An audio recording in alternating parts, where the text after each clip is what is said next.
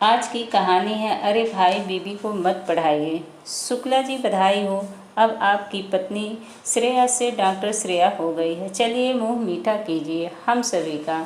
शुक्ला जी खुशी खुशी बैठक में मौजूद तमाम लोगों का मुंह मीठा कराते हुए वापस घर आ गए। घर आकर सभी शुभचिंतकों ने बधाइयाँ देकर खुशियाँ जाहिर की। आज शुक्ला जी बहुत खुश थे।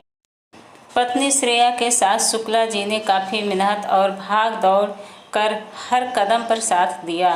तब जाकर आज उसकी पत्नी श्रेया से डॉक्टर श्रेया बनी। श्रेया के संघर्ष की दास्तान काफ़ी लंबी है।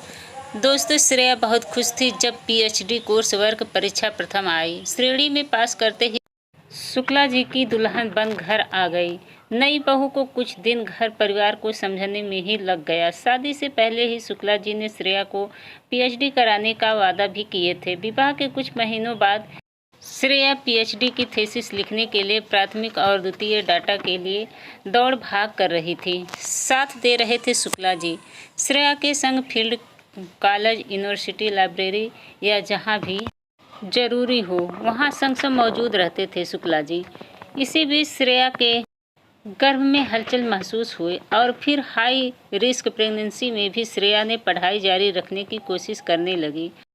तभी ही 5वें महीने में श्रेया को किसी काम के दौरान बिजली से करंट लग गई और पहुंच गई हॉस्पिटल। बहुत मुश्किल से मां और बच्चे की जान बची। तब से नींद न आने की समस्या, धड़कन बढ़ जाने की समस्या के साथ साथ ही अनेकों समस्या को पार करके पढ़ाई बंद कर 9वें महीना उसने बहुत प्यारे से बेटे को जन्म दिया।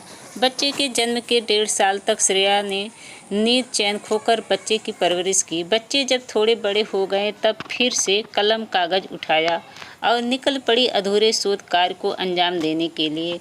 दिन रात कठिन परिश्रम करके श्रेया ने पीएचडी अवार्ड अपने नाम किया।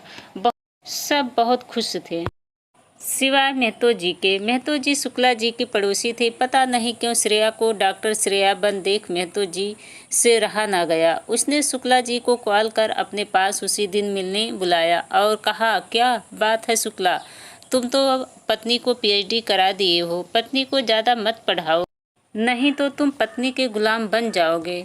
वो ऑफिस जाएगी, तुम घर पर बच्चे संभालना या फिर उसके ड्राइवर बन जाना, बस तुम्हारा यही काम रह जाएगा। शुक्ला जी को बात को सुनकर बहुत बुरा लगा। अधिक लोग उसने महतो जी से इस तरह की बातों को सुनकर उसने महतो जी से कहा, ये कैसी बात कर रहे हैं भैया, आपके मुँह से ये सब शोभा नहीं दे रही है। सबसे ज़रूरी बात भैया, कोई किसी के गुलाम नहीं होते। वैवाहिक बंधन में बंधकर पति पत्नी एक गाड़ी के 2 पहिए हैं। मान लेते हैं अगर मेरी पत्नी जॉब ही करेगी तो मैं क्यों नौकर बनूंगा। पैसे देकर हर काम के लिए नौकर रखते हैं लोग भी रख लेंगे। ड्राइवर भी लोग पैसे देकर रखते हैं। हम भी पैसे खर्च कर ड्राइवर रख सकते हैं, नहीं तो श्रेया खुद ड्राइव कर सकती है। ये सब बात की बात है भैया। मैं अपनी पत्नी का हमेशा साथ दूंगा भैया, चाहे वो जो करे। मुझे पता है मेरी पत्नी कभी गलत नहीं कर सकती है। सबके पास हुनर नहीं होता है जो सब दिखाएं।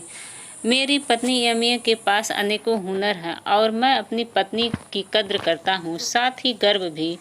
और औरत ही अपनी पहचान बनाकर हमेशा रहती हैं, जो कभी एक पत्नी के रूप में तो कभी एक माँ के रूप में और कभी एक छात्र और शोध छात्र के रूप में। इन सभी के साथ साथ एक अच्छी कुक भी होती हैं और आज ब्लॉगर के रूप में अपनी पहचान बनाकर अपने साथ साथ मेरा नाम रोशन कर रही हैं।